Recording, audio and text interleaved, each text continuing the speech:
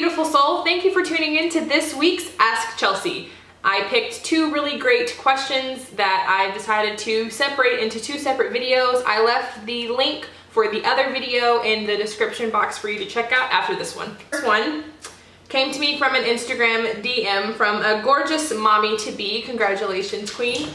And it reads, question on practicing forgiveness and forgiving those who will never say sorry. I already know that forgiveness is for myself, but still get so pissed, especially in the case of loved ones who you're genetically tied to. Please include management strategies. It's a stress factor too. This is an excellent question that literally every single human being on the face of the earth can relate to. At some point or another, someone is going to hurt you or betray you or cause you pain. And also, at some point or another, you're probably going to cause someone pain as well. It's a natural flow of life. So as far as you knowing that forgiveness is for you, I think that's excellent. And just in case anyone watching this hasn't really gotten to that point of understanding, forgiveness is 100% for you.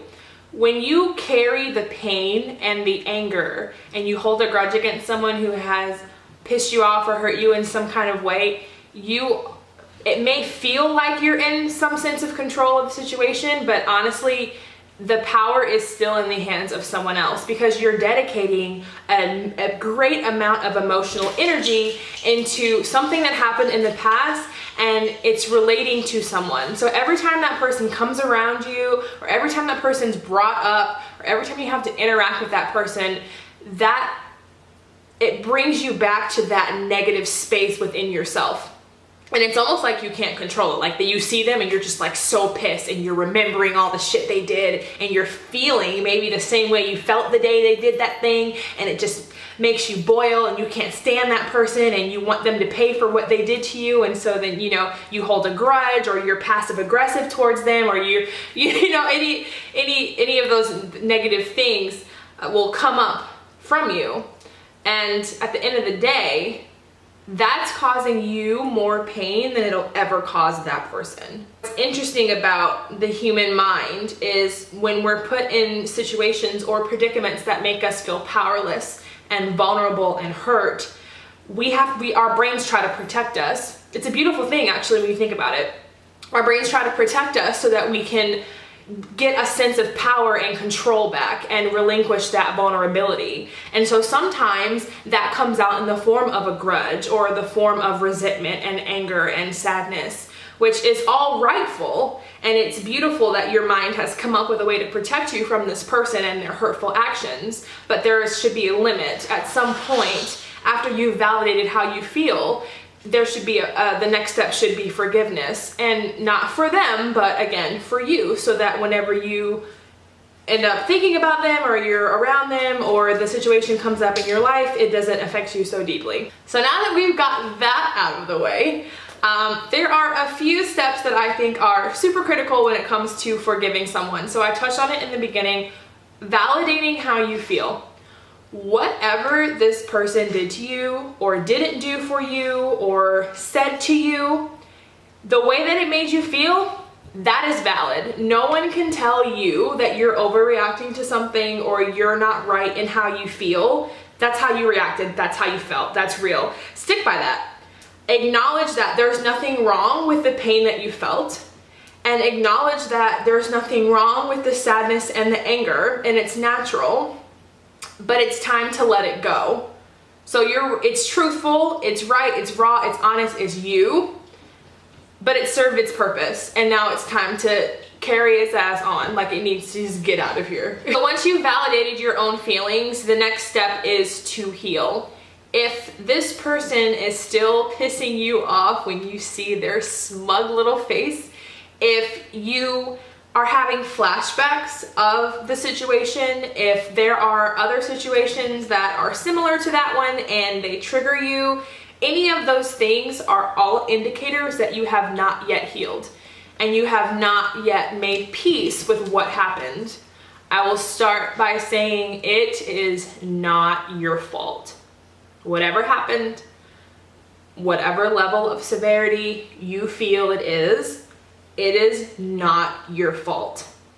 And I'm sorry that whoever this person is has caused you pain, or these people have caused you pain, and I'm sorry that they hurt you. If you are struggling to heal, my number one recommendation for that is therapy. And probably in just about every video I make, you will see me recommend therapy to people. It was my saving grace, simply because some of the shit that happened to me, especially in childhood, was too dark and too scary to dig up on my own.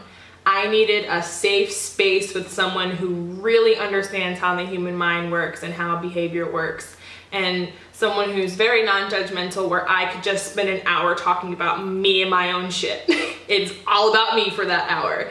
And it really helps to emotionally and logically process all of the things that happened in my own life, and kind of put some puzzle pieces together and make peace with a lot of things. So if you're struggling very hard to heal, and if you're still feeling that pain in your chest and in your stomach, and it still makes you anxious and severely sad, and it's not even something you can even think about in a safe way on your own, then I definitely recommend seeing some sort of professional, either a mental health therapist or maybe even a spiritual counselor, depending on your beliefs.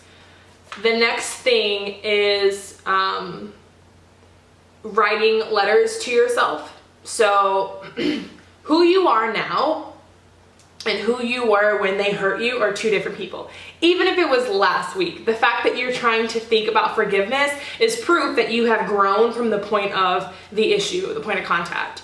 So what you can do is take the wisdom and the love you have in your heart and your mind now and share it with who you were back then by writing a letter. So for me, if something super traumatic happened to me at age 5, as at age 25, I can now look back and talk to that little girl and tell her, hey, it's not your fault. I'm sorry this happened. I'm sorry this scared you.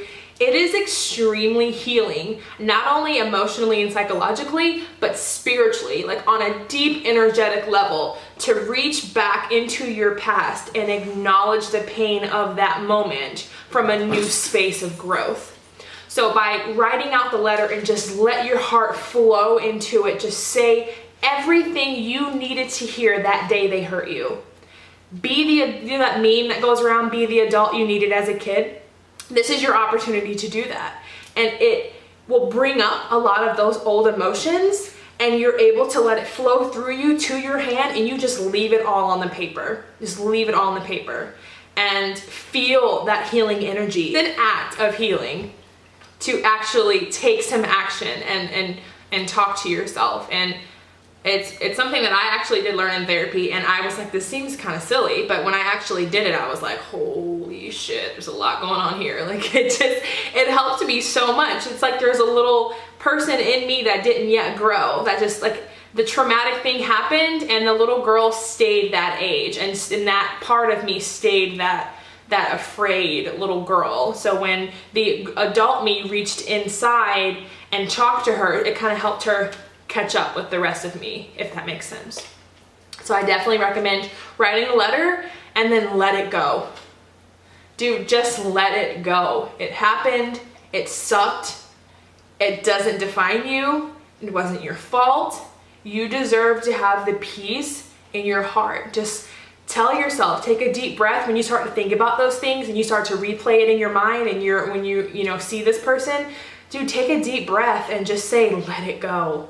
Just like, let it leave your body. It's not doing you any good. Just let it go. This last thing I'm going to teach you is something that someone taught me years ago. And when I was able to actually apply it emotionally, it transformed my entire life and has changed the way that I interact with everyone. So, nothing that anyone ever does to you is personal. And it may feel personal because sometimes it is a direct attack on you, but the reasoning behind it is never about you. It is always 100% about that person and how they feel inside, what their own psychological and emotional issues are, what their relationship is with themselves, and the amount of pain that they carry in themselves. pain and trauma and stress and anger and sadness all manifest itself differently in everyone. So for me, when I would feel immense amount of sadness and anger and grief, I hurt myself. I would cut my own wrist. I would make my own self throw up. That's how it manifests in me. For someone else, it may manifest in punching people or being a bully or hurting people or being passive aggressive or other people, pain and trauma comes out in being excessively controlling and trying to control every aspect of everything. We all carry dark shit inside because we all go through dark shit. And when we don't adequately heal from them, it points out in other directions. So whatever this person or these people or anyone from your past and anyone that you're going to come across in the future, whenever they do something to you, whenever they hurt you, it is a direct reflection of the darkness that lives within them. And that's kind of sad when you think about it. If you would have empathy for me for cutting my own wrists, because that's very sad, and I think that you would react like, oh my God, that you would have empathy or sympathy for me. I think it's harder for us to have that same empathy for someone else when we're too caught up in how it's making us feel. So once you've acknowledged how it's made you feel, now you can take a step back and look at this person and say, damn, they have so much sadness and pain. They're filled to the brink of so much pain that it's now spitting out in the way that they're treating me. Like anyone who is intentionally going out and being an asshole and being hurtful and not being loyal and just doing any of these things that have caused you so much anger and pain, I pity them. That is a sad way to live. And so when I learned to look at things that way, after I felt my shit and I felt my anger and my sadness, it is so much easier for me to forgive them from a distance because I can empathize with the amount of pain that they're feeling and I can understand why they did what they did to me. Now, this isn't an excuse for the behavior and this isn't an excuse for the treatment, but it's definitely an explanation. And having that sense just made the whole forgiveness process easier. And another thing, they don't have to be an active participant in your forgiving process. You don't need a sorry to forgive them. Fuck their sorry.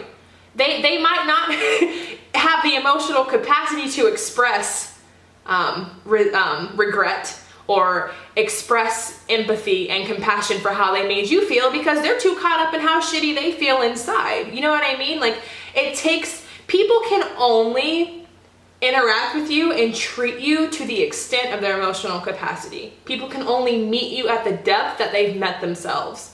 So if this person is miserable and angry and sad and just hurting from their own pain and still haven't healed from their own trauma, from their own childhoods, and they've carried all this weight for decades, there's no way in hell they're going to be able to say sorry to you. They haven't even begun to hug themselves. You know what I mean?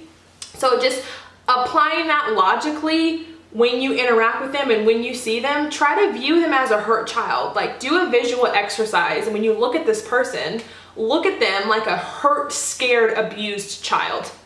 If a hurt, scared, abused child went off and was punching on you, you'd stay away from the kid probably, but you wouldn't be angry at them because it makes sense. A lot of us are just hurt, abused children in adult bodies mimicking adult lives. So I hope any of this was helpful. Just a quick recap. Acknowledge how you feel because that shit is valid. Heal. Don't dwell in it. Heal and let it go. Know that nothing is personal and it had nothing to do with you. And you don't need them to be an active participant in your process.